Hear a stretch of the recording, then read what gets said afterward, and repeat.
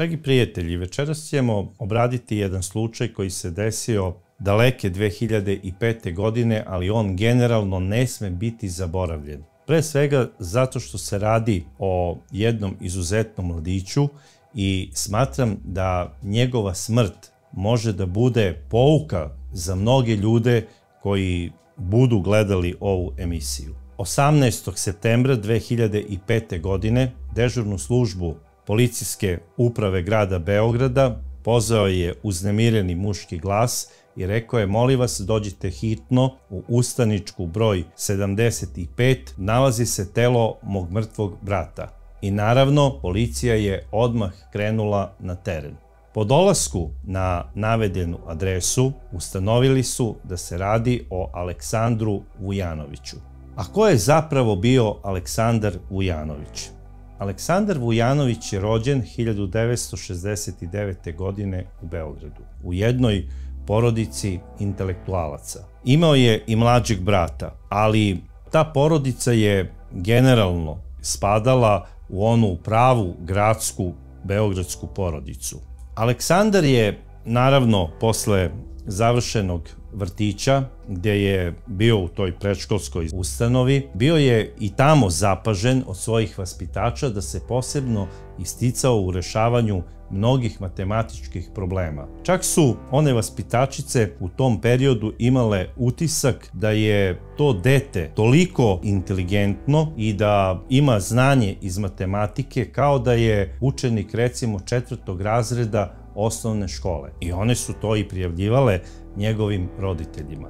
Naravno, njegov otac je bio jako ponosan i govorio je da on ne može rešiti ni jednu ukrštenicu u novinama koje kupi, zato što mali Aleksandar, iako ima 6 godina, odmah uzme te iste novine i reši sve onako iz cuga. Dečko je bio prosto genije i pošao je i u osnovnu školu tu, znači na Voždovcu, gde je i živeo. U osnovnu školu Filip Kljajić Fića. I svi njegovi, znači školski drugovi, pamte ga kao genijalca i štrebera. Zapravo, ovaj dečko je bio ne samo najbolji matematičar, on je bio najbolji đak iz svih predmeta, sem iz fizičkog vaspitanja. To mu nešto baš i nije išlo. Nije znao da igra fudbal, mada je igrao dobro košarku, ali to kasnije.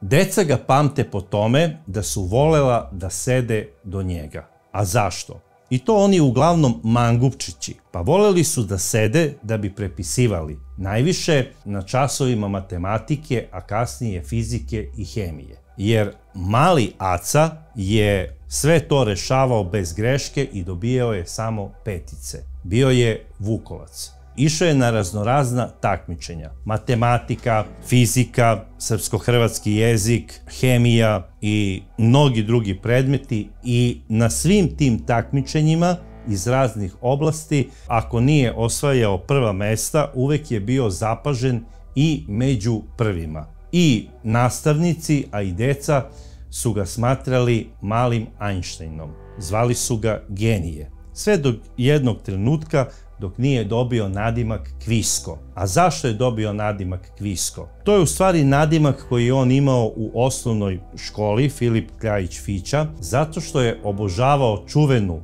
kviskoteku. To je zapravo onaj kviz koji je organizovala Zagrebačka televizija i bio je najpopularniji na prostorima Socijalističke federativne republike Jugoslavije. Mali Aleksandar je pratio svaku emisiju i, boga mi, oni momci, odnosno oni njegovi drugovi koji su namerno išli kod njega ili su ga zvali u goste da bi zajedno gledali kviskoteku, hteli su da ga uhvate da on ne zna neko od pitanja iz ovog kviza. I, boga mi, niko se ne seća da je mali Aleksandar bio u situaciji da ne zna odgovor. Naravno, bio mu je san da jednog dana, kada završi sve škole, postane voditelj kao čuveni Oliver Mlakar.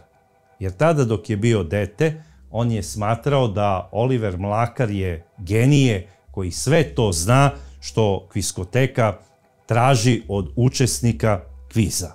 I naravno, godine su prolazile, Aleksandar je završio osnovnu školu, Filip Kljajić Fića, bio je Vukovac, upisao je željenu srednju školu, gimnaziju i tamo je bio Vukovac, imao je znači sve same petice i svi su očekivali da će upisati matematički fakultet ili možda IT fakultet koji se tek tada pojavio na programu Beogradskog univerziteta. Međutim, Aleksandar je upisao ekonomiju i završio je u roku, i to ne samo što je završio u roku, nego je završio sa prosječnom ocenom 10. Bio je student generacije. Po završenom fakultetu postao je radnik poreske uprave grada Beograda i tamo su ga kolege obožavale, smatrale su ga genijalcem. Bio je izuzetno vredan, radan, svi su ga hvalili. Naravno, došle su neke turbulentne godine, neko ludo vreme i u tim turbulentnim, znači godinama i u suludim vremenima, mnogi ljudi su se snalazili kako su znali i umeli. Mnogi su uzimali neplaćeno da bi radili neke druge poslove, recimo šverc kafe ili benzina ili džinsa ili već ne znam čega, zato što su bile jako male plate. Aca je radio i njihove smene. Generalno ovaj dečko je voleo ljude, voleo je posao, voleo je to što radi u poreskoj upravi, bio je, znači, ne jedan od najboljih, nego su svi smatrali da je bio najbolji radnik. Takođe su bili oduševljeni njegovom genijalnošću. Nekim kolegama je pripremao decu za prijemne ispite na fakultet ili u srednju školu. Posebno iz onih, znači, grana koje su bile vezane konkretno za matematiku. E sada, ovaj genijalac ne bi bio genije da nije znao da igra šah. On ne samo da je znao da ga igra, nego je bio maltene pravi velemajstor. I najverovatnije bi i dobio i to zvanje, ali sudbina je rekla drugačije. On je bio, znači, tako dobar šahista i za svoj klub sa Voždovca, gde god je išao po tim takmičenjima, osvajao je pehare, a on je dobijao brojne medalje. Takođe je bio poznati igrač bridža i preferansa. Govorili su da niko u Beogradu ne zna tako dobro da igra bridž i preferans. Išao je redovno na te turnire po bridž klubovima i osvajao je, naravno, prva mesta. Takođe i u preferansu. Mislim, Aca sve ono što je smatrao da ga zanima, malte ne je gurao do savršenstva. I bio je pravi velemajstor u svemu. Ostala mu je jedna neostvarena želja iz detinjstva. Nije on maštao da postane centarfor, recimo, Crvene zvezde. Doduše, igrao je prilično dobro basket i to obično sa decom ispred zgrade gde je živeo. Ali, generalno, neko treniranje za klub i napredak u tom sportu nije planirao. Više je bio onako za te umne, znači takmičarske delatnosti i aktivnosti. Aca je imao tu neostvarenu želju da jednog dana bude učesnik nekog kviza. I uvek je govorio, ne znam, možda bi bilo pametno da se prijavim kao učesnik nekog kviza, jer prosto ne mogu da verujem da ljudi ne znaju neke najosnovnije stvari i da padaju na nekim banalnim pitanjima. I naravno, kolege su mu pričale, dobro, Aco, doći će i tvoje vreme, bit ćeš sigurno učesnik nekog poznatog kviza,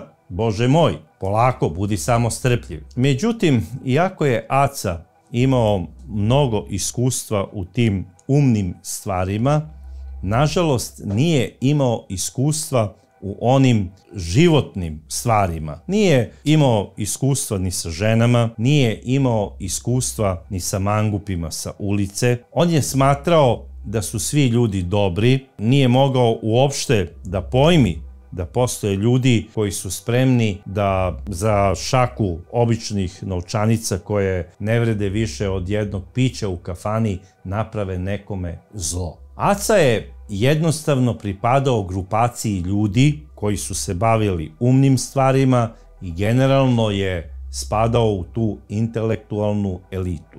Njemu je zapravo sigurno bilo jako teško da priđe nekoj curi ili koleginici sa posla i da započne razgovor sa njom i da počne da priča o šahu, o bridžu ili o preferansu. Ne daj Bože da počne da priča o nekom kvizu. Devojke bi rekle, alo, mislim, Aco, šta se dešava s tobom? Ajde, unormali se. Jer jednostavno, žene najverovatnije interesuje neki sasvim drugi tip muškaraca. Aca ne da nije voleo žene, voleo je i razmišljao je kako da dođe do svoje prave ljubavi. I sada ne znam da li ga je neko možda savetovao da počne da se interesuje za neke oglase u novinama ili tome slično, ja to sada ne znam. I Aca je u tom svom interesovanju za neka svoja iskustva koje bi stekao sa ženama, počeo sve češće da zove hotline agencije. On je tamo razgovarao sa tim radnicama, šta je sve već pričao, ja to ne znam.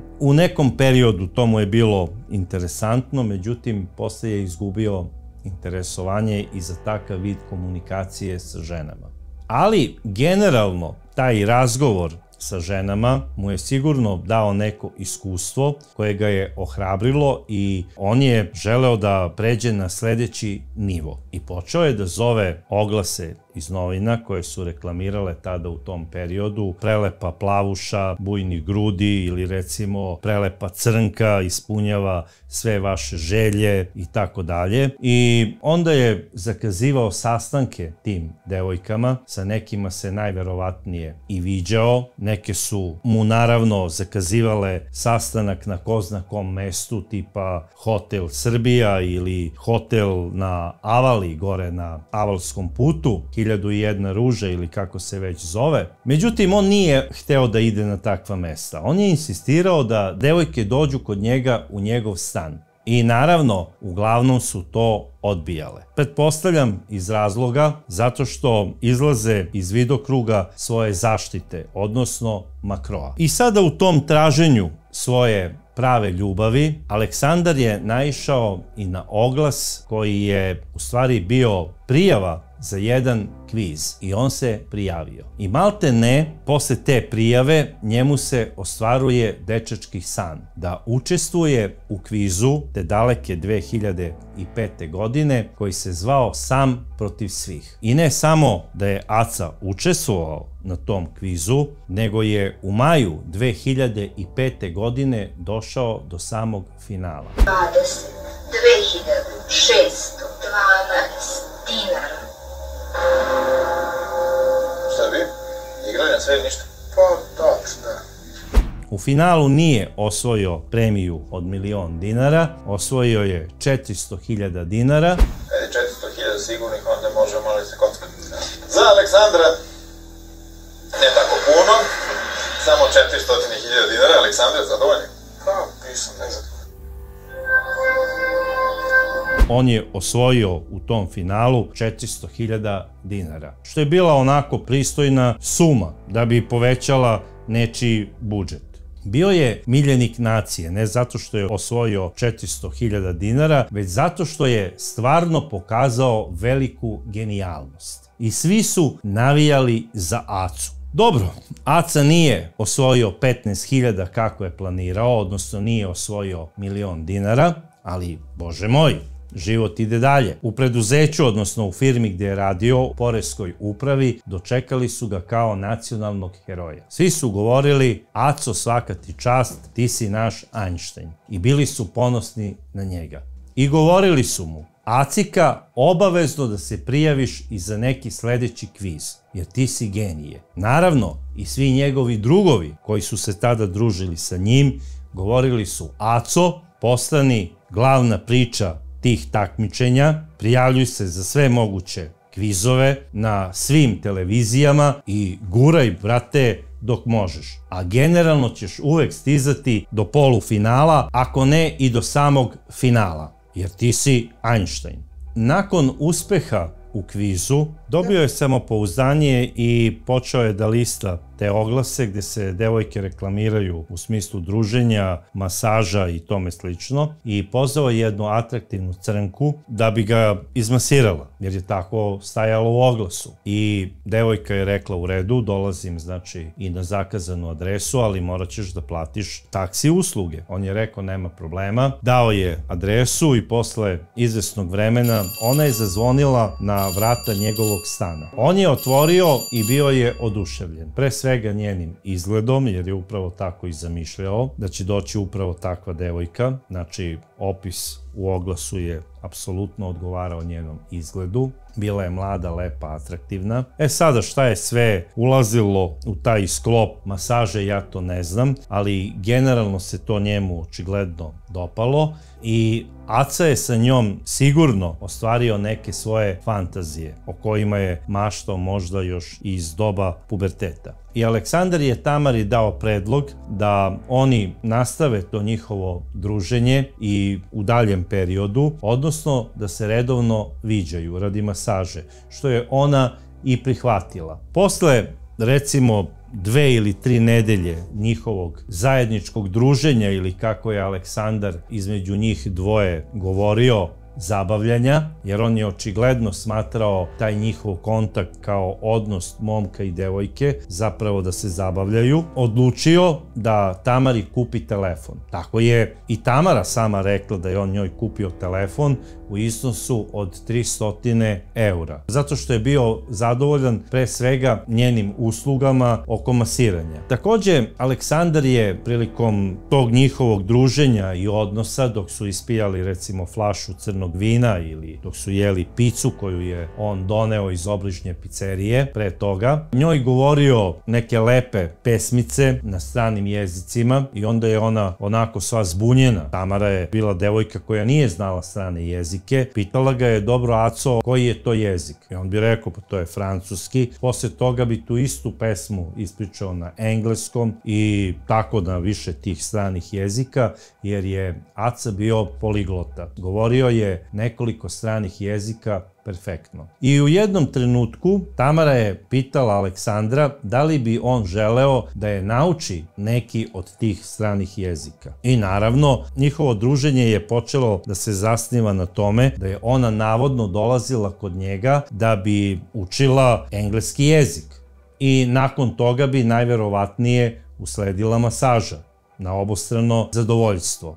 Čak je i ona njega doživela kao dečka i kada bi bila u nekom društvu sa svojim drugaricama i kada bi je Aleksandar pozvao, ona bi rekla, evo zove me momak iz Ustaničke. I Aleksandar je bio srećen, možda najsrećniji u životu. Upravo u tom periodu od, znači, osvajanja prvog mesta na kvizu, pa sve dok je trajalo ovo navodno zabavljanje sa Tamarom, on je, znači, bio na 7. nebu. Najverovatnije zato što je po mišljenju mnogih njegovih drugova, kolega, a i prijatelja koji su ga znali, imao prvi put devojku u svom životu. Jer nikoga nikad pre toga nije video sa devojkom, pa čak ni rođeni brat. Tako da ja donekle razumem Aleksandra što je u jednom trenutku bio srećan sa ovom devojkom, ali očigledno da njegovo neiskustvo sa ženama je dovelo do toga da nije primetio možda i neke nedostatke koje je ova devojka imala, pre svega u svom ponašanju, a možda on to nije hteo ni da primeti. Bilo kako bilo, Aleksandar je njoj kupio i telefon koji je platio 300 eura, da bi lakše komunicirali, da bi se dogovarali oko časova. Naravno, oboje su bili zadovoljni, vreme je prolazilo. Zabavljanje između Aleksandra i Tamare potrajalo je, boga mi, skoro 4 meseca. Došao je i septembar mesec, početkom septembra meseca, Tamarina najbolja drugarica, tada maloletna Bojana, isto sa Novog Beograda, odakle je i Tamara, počinje da se zabavlja sa jednim dečkom iz Zemuna. Njegovo ime je Mirsad Seljimović, zvani Miks. Mirsad Seljimović je momak koji je u Zemunu važio za problematičnog dečka. ali je to najverovatnije mladoj Bojani odgovaralo. I ona je jednom rekla Tamari, molim te, ajde pođi sa mnom za Zemun, hoću da te upoznam sa najboljim drugom od mog dečka, Miksa. I Tamara je prihvatila taj poziv, otišle su znači zajedno do jednog kafea u Zemunu i Tamara Romić je tada upoznala Damira Šabotića. Damir je bio onako lepuškast dečko po Tamarinim shvatanjima i ona je prihvatila njegovo udvaranje, a kasnije je prihvatila da bude i njegova devojka. Naravno, ona i dalje nastavlja da se viđa sa Acom i krije od svog momka Damira da ima i dečka u Ustaničkoj ulici. I jednom dok su sedeli u kafeu, to je bilo posle 10 dana njihovog poznanstva i zabavljanja, Tamari je zazvonio telefon. Ona se javila, odgovarala je sa da i ne i rekla je ok i rekla je naravno vidimo se. A onda je još nešto i dodala na francuskom jeziku što je posebno iziritiralo Damira i on je pitao Tamara ko je bio taj lik sa kojim si se sada čula, pa kaže to je moj bivši dečko. Damir je tu eksplodirao i rekao je čekaj kako sada tvoj bivši dečko, s kojim pravom te on zove? Pa znaš on je meni kupio telefon, mi se zabavljamo već skoro pola godine, tek nedavno smo raskinuli i imamo još nekih neraščišćenih računa. I sada Damir je rekao hoću podhitno da raskineš sa njim i o čemu se radi. Pa kaže Damire ja ne mogu tek tako lako da raskinem s njim, moram sada da idem kod njega, zapravo nisam ti rekla, on ima i neki kompromitujući materijal koji se nalazi u njegovom kompjuteru i ja ne mogu tako da raskinem s njim na prvu. Znači ja moram prvo da ga nagovorim da on meni to vrati, da se to uništi, jer mogu kasnije da imam problema zbog toga. E sada, najverovatnije je Tamara to sve izmislila, jer ja ne verujem da je ona imala bilo šta snimljeno sa Acom, tada nisu postojali ti telefoni sa tim kamerama i čudima, u stvari postojali su, ali nije to baš toliko bilo zastupljeno, nisu to bili ovi sada wow telefoni sa ovim ili onim kamerama i generalno mislim da je Tamara imala neki drugi plan. Damir je svom najboljem drugu, Mirsadu, ispričao problem njegove devojke. Miks kada je to čuo, poludeo je. Rekao je, dobro bre, Damire, zašto ti ne odeš tamo i ne nalupaš mu šamare? Pa kaže, razmišljam se i to da uradim, ali generalno moram da proverim o kome je reč, da slučajno nije neki opasni momak i da nemam neki problem koji bi me ugrozio sutra.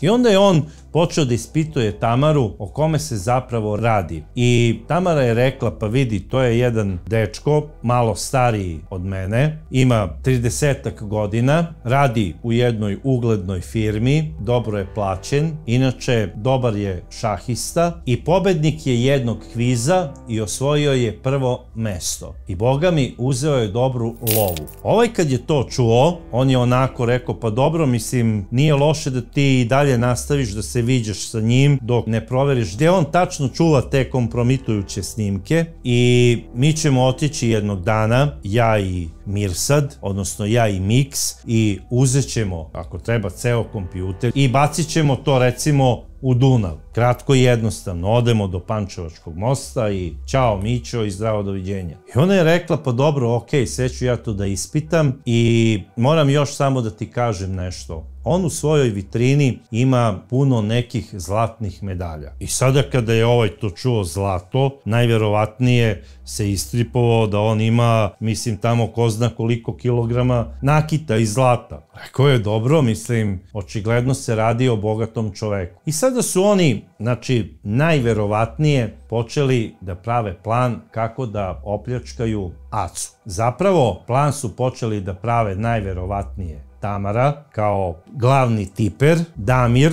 i Miks. Tamara je u tom periodu bila registrovana kao ovisnik o opijatima, tačnije o heroinu. Da li je možda i Damir koristio neke nedozvoljene supstance, ja to ne znam, a isto tako ne znam i za Miksa. Za maloletnu Bojanu u tom periodu nisam siguran, ali ne bi me iznenadilo da je uzimala iste supstance koje je koristila i njena starija drugarica. Bilo kako bilo, tog 18. septembra Aleksandar i Tamara su imali zakazani sastanak radi učenja engleskog jezika i radi masiranja. Negde oko 18 časova Tamara je došla po dogovor. Zazvonila je na vrata, kada je Aca otvorio, ona ga je poljubila i ne ulazići u stan rekla je: Acika, moram ti reći da sam zaboravila da kupim cigarete, ajde pravi mi društvo da odemo do kioska ili do prodavnice da kupim cigarete i vraćamo se da bismo popili kafu i da nastavimo druženje. I on je rekao ok, uzeo je jaknu, zaključao je stan i izašli su. Za to vreme, sada, dok Tamara i Aca odlaze po cigarete, na istom spratu, samo nekoliko stanova, znači od njegovog ulaza, gde hodnik onako zalazi u G varijantu, odlaze u štek Damir i Bojana, da bi sačekali povratak Tamare i Ace. A Miks odlazi sprat iznad, kako bi odozgo nadgledao da li će neko od komšija čuti neku galamu koja će najverovatnije da se desi po povratku Tamare i Ace. I šta se zapravo desilo kada su došli Tamara i Aca? Dok je Aleksandar otključavao, znači, bravu svog stana da bi ušli, iznenada su pritrčali Damir i Bojana. I Aca se trgnuo, rekao: izvinite, ko ste vi? A Tamara je rekla: to su moji najbolji prijatelji, nema problema, i oni će popiti sa nama kafu, a posle toga oni odlaze. Aca je rekao ok.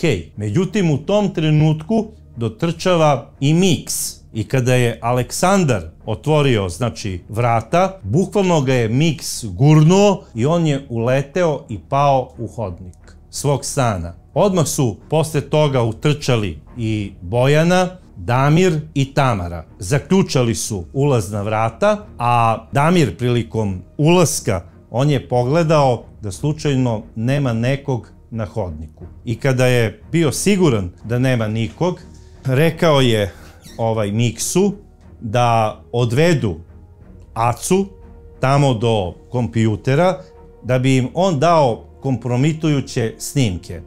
Naravno, Aca je bio sav u šoku. Rekao je: ljudi, ja ne znam o čemu se radi, kakve snimke. Tu je dobio i nekoliko šamara. Od Miksa, naravno. Zatim hvataju Aleksandra za ruku i prave mu onu, kako se to kaže, polugu na laktu i uvode ga u sobu gde Aleksandar zapravo ima kompjuter. Za to vreme, dok su Damir i Miks bili sa Acom, Tamara uzima kesicu 200 grama kafe i stavlja da skuva kafu za njih 4. Bojana je sedela za stolom u kuhinji, pušila je cigaretu i ćutala je. Tamara kuva kafu, sipa 4 kafe i njih dve počinju da piju, znači, kaficu, dok se iz radne sobe njenog bivšeg dečka Ace čuju jauci i tupi udarci.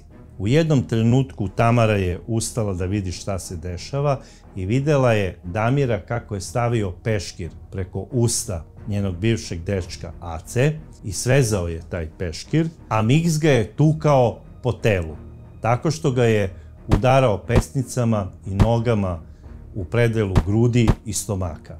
U jednom trenutku Damir pita Aleksandra: dobro, gde ti kriješ taj materijal i gde se nalazi? On je rekao: pa dobro, ako hoćete uzeti sve što ima u kompjuteru, dovoljno je samo da odnesete moje kućište. Tu su kasete, zapravo diskovi. Naravno, oni su naredili Aci da to kućište odvoji od kompjutera i da im preda sve diskove koje ima u radnom stolu, što je on i uradio. Ja zapravo ne znam šta će vam sve to, jer tu se zapravo nalaze fajlovi koji su meni potrebni za posao u firmi tamo gde radim, u poreskoj upravi. I u tom trenutku Damir je Miksu nešto klimnuo glavom, namignuo mu je, uzeo je ono kućište i izašao je iz sobe. Rekao je i Tamari da odu da piju kafu. Iz svoje jakne izvadio veliki mesarski nož i počeo je sumanuto da bode Aleksandra po vratu, glavi i grudima. Zadao mu je preko 20 uboda nožem. Jadni Aleksandar je umro u mukama. Pao je preko svog kreveta, tako što su mu noge i donji deo tela na krevetu, a glava i grudi, glava i telo, bili su na podu. Odmah je počeo obilno da krvari, jer prilikom tih uboda mu je bila presečena i srčana aorta, tako da je bio na mestu mrtav. Po pretpostavci policije, a i po njihovoj izjavi, oni su se zadržali tu malo duže, zato što su popili kafu, koja je već tamo bila skuvana, i onda su počeli da uklanjaju tragove. Zatim su otvorili sve fioke u stanu, pogledali su da li ima slučajno negde neki veći iznos novca, ali su uspeli da pronađu samo par stotina dinara. Da, dobro ste me čuli, par stotina dinara. A onda su iz one vitrine, verujući da su te medalje od čistog zlata, pokupili medalje koje je Aleksandar osvajao na šahovskim turnirima. To su sve stavili u jednu torbu sa onim kućištem i uzeli su jedan telefon koji je Aleksandar isto spremio navodno da pokloni Tamari. Bio je onako nov u kutiji. Aleksandrov telefon nisu uzeli, tamo po kuhinji su čistili ono da ne bi kao navodno stavili tragove tipa papilarne linije i tome slično, odnosno otiske prstiju. Pokupili su još neke stvari, sitnice koje su smatrali da su vredne, uzeli su ključ od Aleksandrovog stana, ottučali su vrata i prilikom izlaska uredno zaključali. Sve se to dešavalo između 18 i 18:30 časova. Negde oko 19 časova Aleksandrov rođeni brat zove Aleksandra na njegov telefon da bi ga pitao da li će te večeri doći kod roditelja, da bi proveli vikend zajedno u druženju, u priči i večeri. Jer imali su običaj da se vikendom okupljaju kod svojih roditelja. Naravno, telefon je zvonio, ali se niko nije javljao. Zvao je i na fiksni telefon.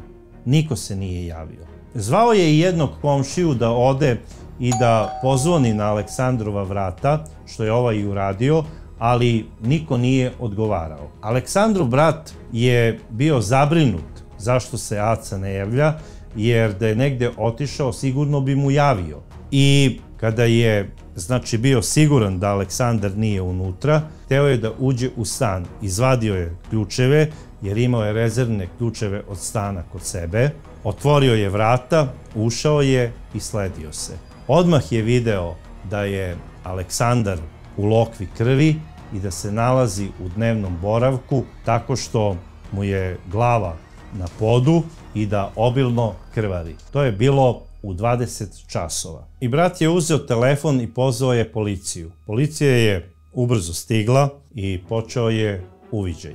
Po određenom uviđaju istražni sudija je dao nalog da se Aleksandrovo telo prebaci na patologiju kako bi se izvršila obdukcija i da se tačno utvrdi koliko je udaraca zadobio nožem i kako je nastupila smrt, što je i učinjeno. Nakon uviđaja njegovo telo je po nalogu istražnog sudije odvezeno na obdukciju. Policija je odmah počela da prikuplja dokazni materijal kako bi otkrila izvršioce ovog krivičnog dela. imali su izuzetno težak slučaj pred sobom. A zašto? Zato što se radilo o čoveku koji uopšte nije bio problematičan. Aleksandar je bio jedan savršeni mladić. Bio je dečko za primjer. Uopšte nije imao problematično društvo. Nije se bavio nikakvim kriminogenim aktivnostima. Nije imao mrlju na svom imenu. A i prilikom uviđaja policija je bila zbunjena jer to što je odnešeno, te medalje koje su osvojene na šahovskim turnirima, one malte ne za nekog drugog i nemaju nikakvu vrednost. Ono što je bilo po stanu otvoreno, te fioke, te neke natkasne regali, to je delovalo kao onako da se samo pogleda šta se tu nalazi, jer ništa nije odnešeno. Nije čak bilo ni neke veće premetačine kada se traži, recimo, novac. Primetili su samo da je odnešeno kućište od kompjutera, što je u prvi mah istragu navelo na pogrešni put. Pomislili su možda je Aleksandar zvao servis za popravku kompjutera, pa je došlo do nekog incidenta i onda ga je majstor ubio. Međutim, proverom posle njegovog telefona, oni su ustanovili da on uopšte nije zvao servis za popravku kompjutera. Na pitanje koje su uputili njegovom bratu, da li je Aleksandar podigao novac koji je zaradio na kvizu za osvojeno prvo mesto, on je rekao ne, novac mu još uvek nije isplaćen. I tu mogućnost su odbacili kao motiv za nekog razbojnika. Međutim, ono što su primetili, tu se često u Acinom telefonu pojavljuje broj izvesne Tamare.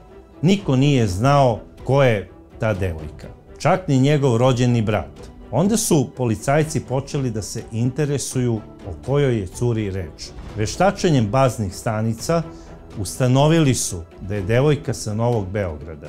Našli su i njenu adresu.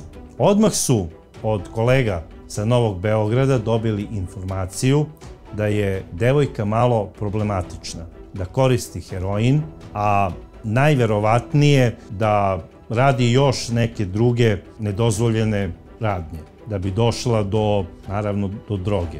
Takođe su rekli da se druži sa jednom curom koja je maloletna i koja se zove Bojana. I inspektori su počeli da prate Bojanu jer Tamaru nisu mogli da nađu. Po izjavama njenih komšija, zadnji put su je videli u subotu, što znači da ona od nedelje se nije pojavila u svom kvartu. Naravno, prateći maloletnu Bojanu, došli su do Miksa, zapravo do Mirsada Seljimovića.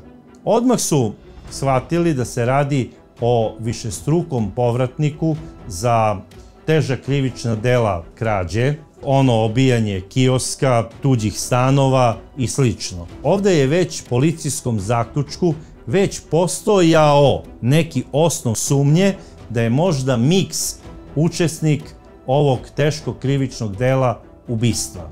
Naravno, prateći Miksa, saznali su da se druži sa Damirom Šabotićem. Damir Šabotić uopšte nije bio u nijednom registru policije za nikakvo krivično delo. Međutim, bio je Tamarin momak koja je registrovana od strane policije kao ovisnik o heroinu i kao potencijalna problematična osoba. Naravno, nekoliko dana su oni sve to njih pratili.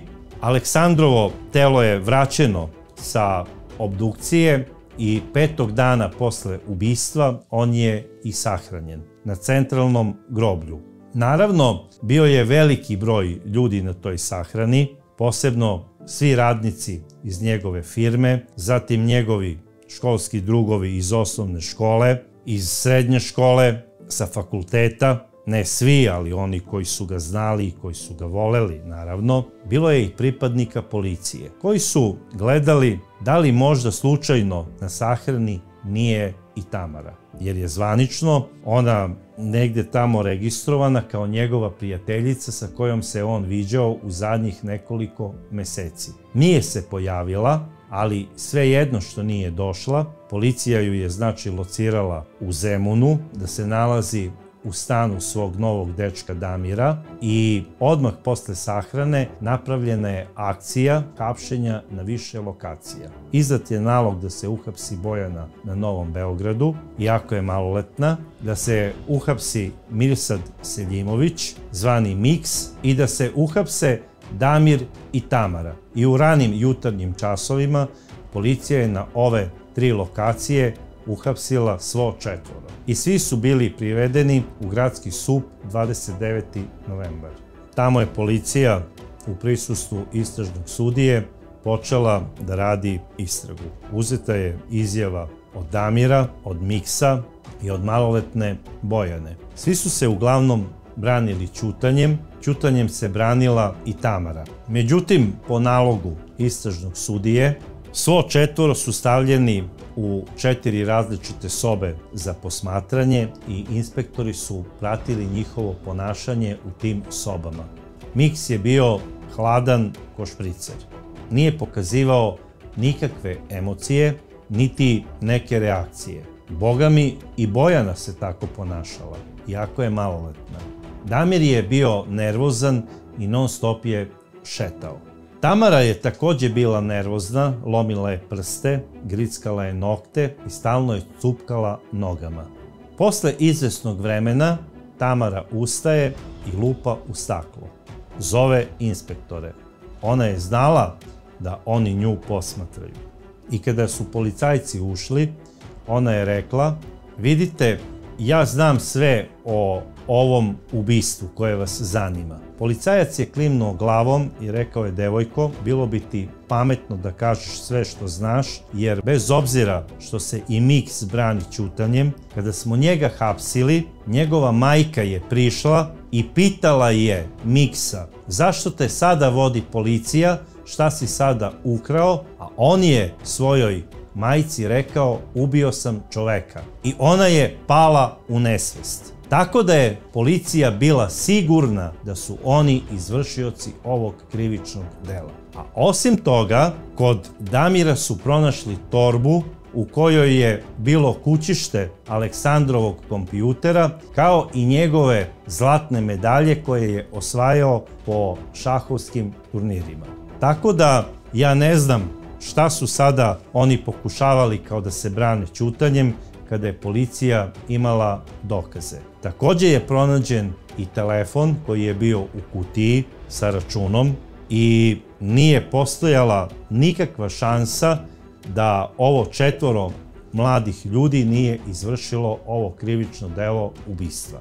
Tamara je onda odlučila i ispričala je kako je došlo do tog ubistva, da je ona sa drugaricom sedela i pila kafu, da je njen dečko bio tamo kako bi uzeo kućište kompjutera, jer uopšte nije bila namera da se Aleksandar ubije, nego samo zastraši, a onda je Miks iz samo njemu znanih razloga izvadio nož i ubio Aleksandra.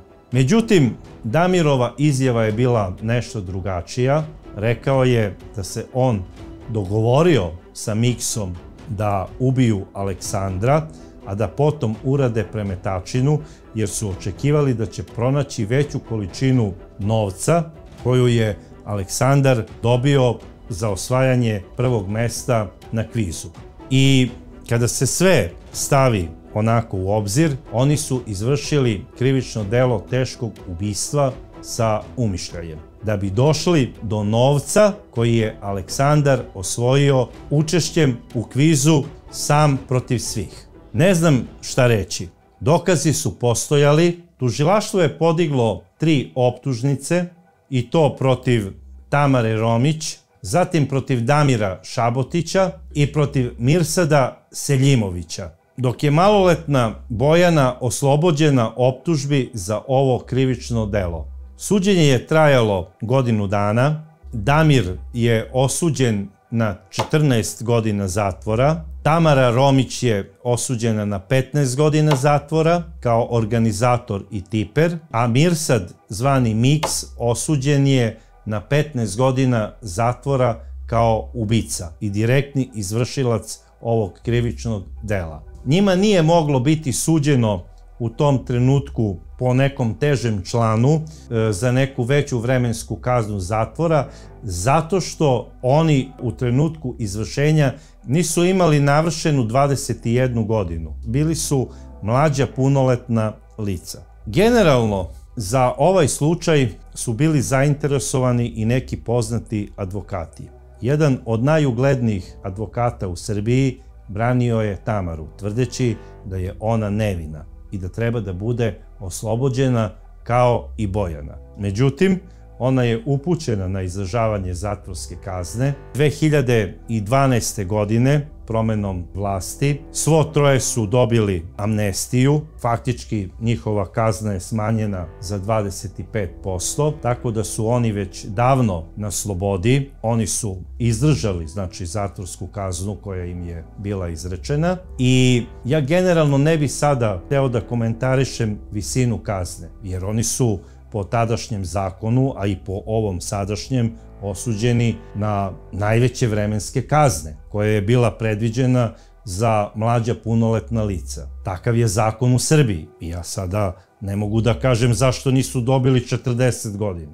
Sada, da li je ovaj zakon dobar ili ne, da li ga treba menjati ili ne treba ga menjati, voleo bih da čujem vaše mišljenje u komentarima. Što se tiče Aleksandra, ja mislim da je generalno njega ubilo zapravo nepoznavanje dovoljno ljudi i ljudske zlobe, jer je bio predobar. On je bio vrhunski intelektualac, vrhunski šahista, bio je matematički genije, ali nije dobro poznavao ljude. Bar ne one koji su živeli na margini života. On nije mogao da veruje da postoje ljudi koji su spremni da ubiju za 100 eura. Jer za tih 100 eura mogu obezbediti par grama, recimo, heroina, i oni su odradili veliki deo posla i rešavanje svojih problema. On nije imao iskustva sa devojkama. On je ovu devojku doživeo kao pravu onu vezu, kao pravu ljubav, i mislim da se u nju i zaljubio. To što je nije nikom predstavio, to je najverovatnije, šta ja znam, hteo je da je čuva kao neku svoju tajnu. Možda se plašio kritike zbog velike razlike u godinama ili nekakve druge kritike, ja to ne znam. Ali generalno što nije znao da primeti, a to je da ova devojka konzumira heroin. Tako da Aleksandar apsolutno nije imao iskustva ni sa dobrim, ni sa lošim devojkama. Takođe, ovo što se desilo Aleksandru ne sme biti zaboravljeno, ne zato što je on bio samo matematički genije i predobra osoba, već i zato što njegov život, koji je izgubljen na ovako surov način, može da bude pouka mnogima da ne prave istu grešku. Da vode računa koga pozivaju u svoj stan. Čak savetujem svim ljudima da se klone tih usluga koje nude pojedine devojke u smislu specijalne masaže. Jer devojke koje dolaze na adresu su zapravo i najopasnije. Ako već morate da koristite takve usluge, onda treba da idete na mesta koja su predviđena za to. I ako imate neku takvu prijateljicu koju ste usput pokupili na ne znam koji način, pretpostavljam po preporuci nekog vašeg poslovnog partnera, onda idite kao pravi džentlmen u neki luksuzni hotel. Jer što je jeftinija masaža, veća je verovatnoća da budete zaraženi od neke bolesti, a možda i izgubite život na najsuroviji način. Zato što ta žena u vama vidi samo bankomat. A u Acinom slučaju, Aca nije bio bankomat. On je bio igla u kojoj se nalazila doza heroina. Jer njegova simpatija je bila ovisnik o heroinu. I on je samo za nju bio doza. I to je kraj. I da ironija sudbine bude još veća, onaj novac koji je Aleksandar osvojio na kvizu poslužio je za podizanje njegovog nadgrobnog spomenika. Dragi prijatelji, o ovom slučaju, koji ne sme biti zaboravljen, ja nemam više šta da kažem, osim da bih voleo da čujem i vaše mišljenje kao i dosad u komentarima, a do sledeće čudne priče ja vas pozdravljam.